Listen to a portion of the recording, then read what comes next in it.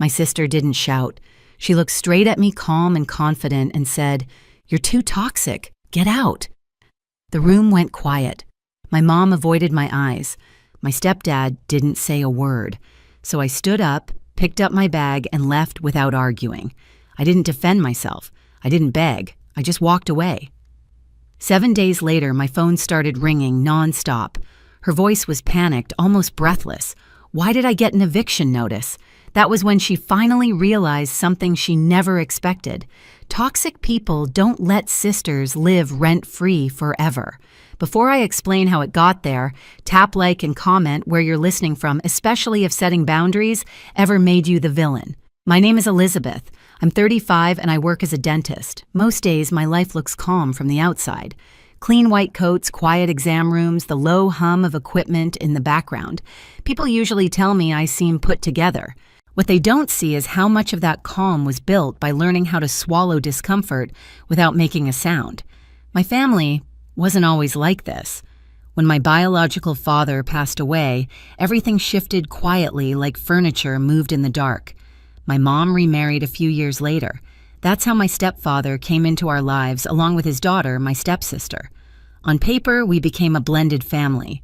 In real life, it felt more like a balancing act that never quite settled. Growing up, I learned early that I was the capable one, the responsible one, the one who didn't need much. If something needed to be handled, it usually landed on me. Not because anyone said it out loud, but because I didn't complain when it did. I went to school, built a career, paid my own bills. Independence became my default setting. The person who made me feel seen was my grandmother. She had this small apartment in the city, nothing fancy, but warm in a way that mattered. The smell of old books. Soft curtains that let the afternoon light in just right. She used to say that a place should feel like it's waiting for you. When she passed that apartment, came to me. Not as a prize, but as a responsibility. Something she trusted me with. At the time, my stepsister was struggling. New relationship, unstable finances, lots of big dreams, and very little planning. My mom framed it gently. Just temporary. Just until they figured things out.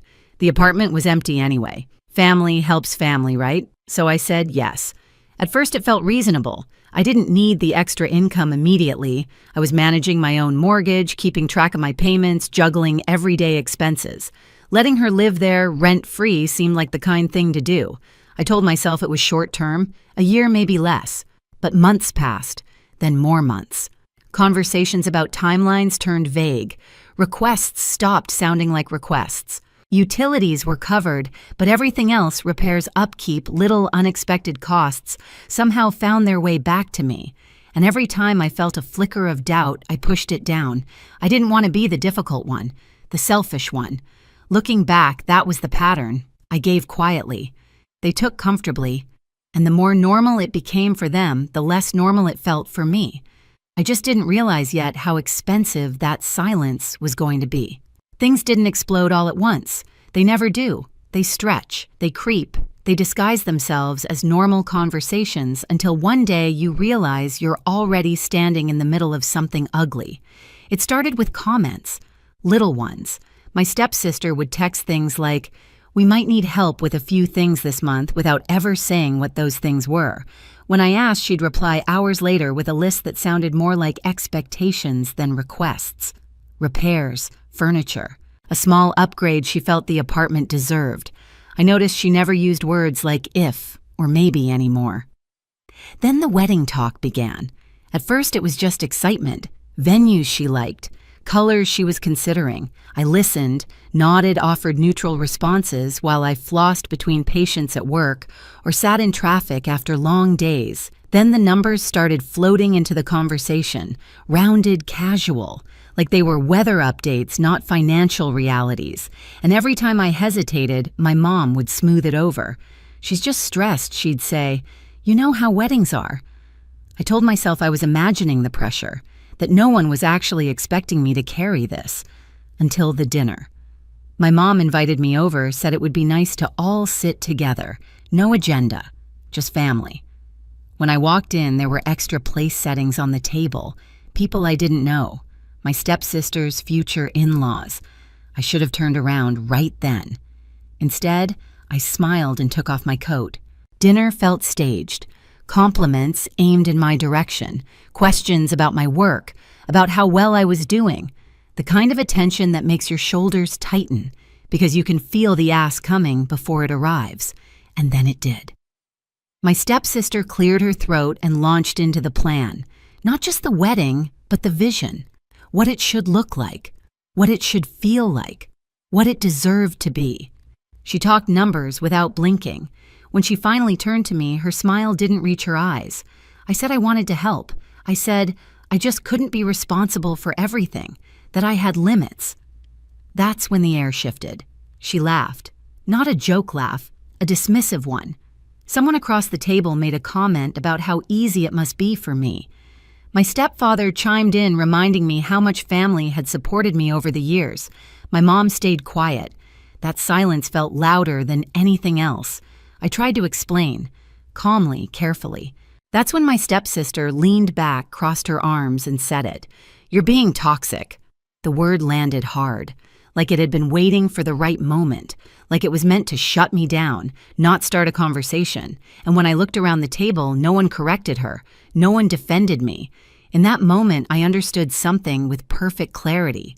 This wasn't about money. It was about control. And I was done pretending not to see it. I didn't sleep that night. Not because I was angry, but because everything finally made sense, and my brain wouldn't stop replaying it. The smiles, the way the conversation had been steered, the silence that followed when I was labeled the problem. I kept hearing that word in my head over and over like it had rewired the way they saw me. The next morning, I went through my routine on autopilot. Shower, coffee, keys. My reflection in the mirror looked the same, but something underneath had shifted. I wasn't hurt anymore. I was clear. For days, I didn't hear from anyone. No apology, no follow-up, just quiet. The kind of quiet that only exists when people assume you'll come back on your own, when they believe time will soften you into compliance. Instead, I started paying attention. I pulled out my notebook and listed what I'd been covering. Payments here, bills there, small things that added up over time. I wasn't spiraling. I wasn't plotting. I was just being honest with myself for the first time about how long this had been going on, about how normal it had started to feel to give without being asked, and how wrong that was. A few days later, I met with a lawyer I'd known casually for years, someone steady, no drama. We sat across from each other in a quiet office in the city, sunlight hitting the edge of his desk. I explained everything without embellishment: the apartment, the lack of any formal agreement, the dinner, the word that ended everything. He listened, then nodded. What he told me was simple, clear. I wasn't doing anything wrong by reclaiming what was legally mine. There were steps, notices, timelines. Nothing aggressive, nothing unethical, just boundaries on paper. That word again, boundaries. I went home and sat in my car for a long time before getting out. The steering wheel was cold under my hands. I thought about my grandmother, about how she'd trusted me with that apartment, about how she always said kindness shouldn't cost you your dignity. That night, I didn't call anyone. I didn't send messages. I didn't announce anything. I followed the process exactly as I was advised. Calmly, quietly. A notice was prepared. Professional. Neutral. No emotion attached. When I dropped it off at the post office in my neighborhood, it felt strangely ordinary, like mailing a utility payment, like closing a chapter that had been overdue for an ending. I didn't feel victorious. I felt steady. And somewhere in the back of my mind, I knew the silence was about to break. The first call came 3 days later. I was at home, shoes kicked off near the door, reheating leftovers while the city hummed outside my window. My phone buzzed on the counter. Her name lit up the screen. I didn't answer. It buzzed again and again. By the time I picked it up, there were missed calls stacked on top of each other like she'd been dialing without stopping, afraid that if she paused for even a second, the ground under her feet would give out completely. When I finally answered, she didn't say hello. Why did I get an eviction notice? Her voice wasn't sharp anymore. No confidence, no attitude. Just panic, thin and exposed. I could hear someone else in the background talking fast, asking questions. Probably my mom. Maybe my stepfather. Suddenly, I wasn't invisible anymore. I leaned against the kitchen counter and let the silence stretch. "You can't be serious," she went on, her words tumbling over each other. "This has to be some kind of mistake. Mom said you'd calm down. She said you were just emotional." Emotional. That word again. Another attempt to shrink me. "There's no mistake," I said evenly. My voice sounded steady even to me. "You were told the arrangement was temporary. It ended." Her breathing changed. "Faster now. You didn't even warn us," she snapped. "You just did this behind our backs." I almost laughed. Almost. I thought about the dinner table, the way they'd looked at me while waiting for an answer, the way no one had warned me before deciding what I was supposed to give. "I didn't do it behind your back," I said. "I did it without an argument." That seemed to hit harder than yelling would have. The calls didn't stop after that. Messages came in waves. Confusion turned into anger, anger into bargaining. She offered timelines, promises, excuses. At one point, my mom got on the line, her voice tight with forced calm. "This is getting out of hand," she said. "We're family. We can talk this through." I asked her one question. Was I family at that dinner? She didn't answer. That silence told me everything. 2 days later, they showed up at my place. I looked through the peephole before opening the door. My stepsister stood closest, arms crossed, jaw tight. My mom hovered behind her eyes, already glossy. My stepfather stared past them both like he didn't want to be there but didn't know how to step away. I didn't invite them in. My stepsister spoke first. "You embarrassed us," she said.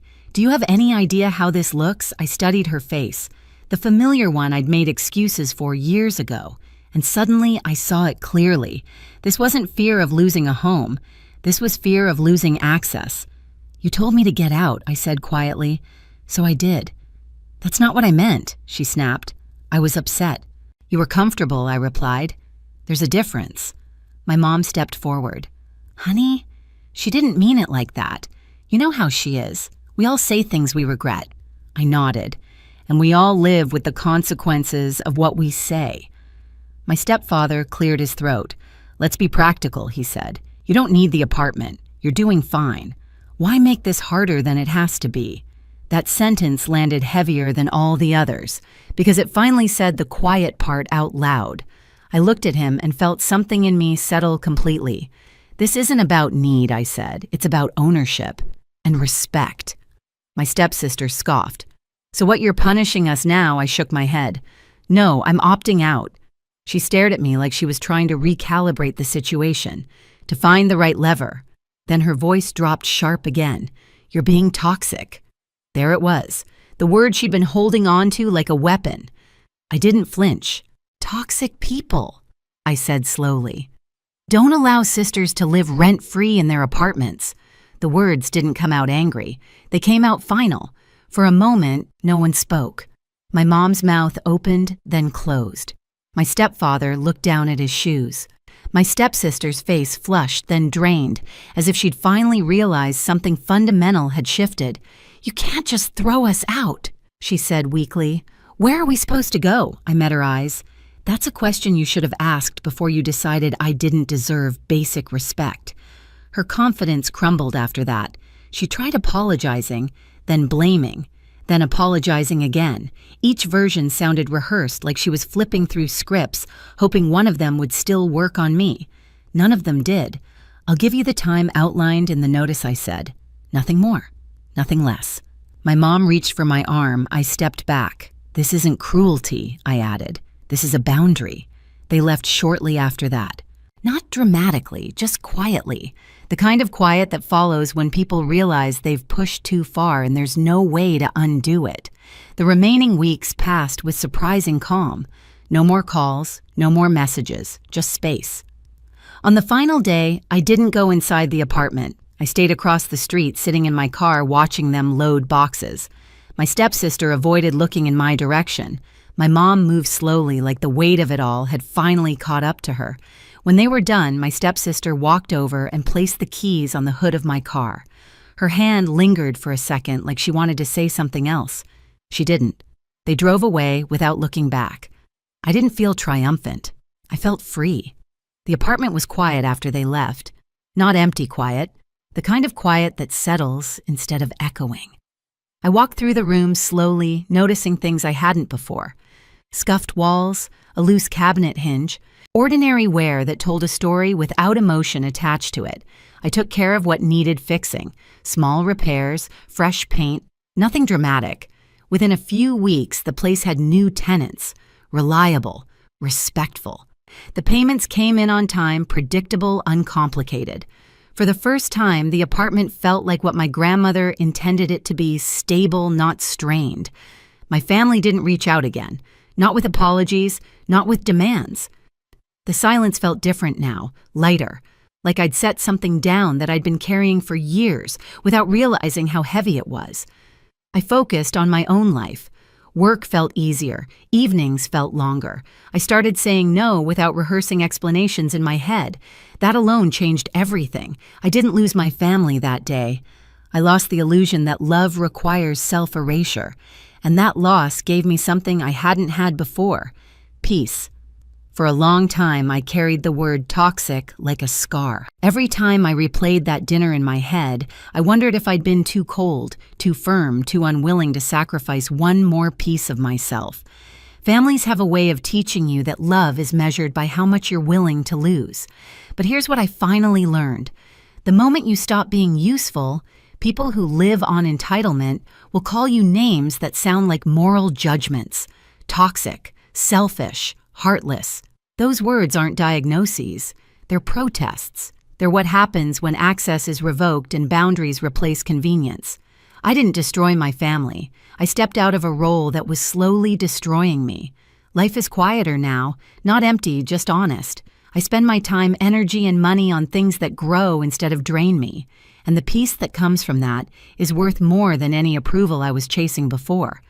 If this story feels uncomfortably familiar, you're not alone. Share where you're listening from and what boundary changed your life. It might help someone else feel seen too. And if you want more real stories about family betrayal, quiet revenge, and choosing self-respect, make sure you subscribe.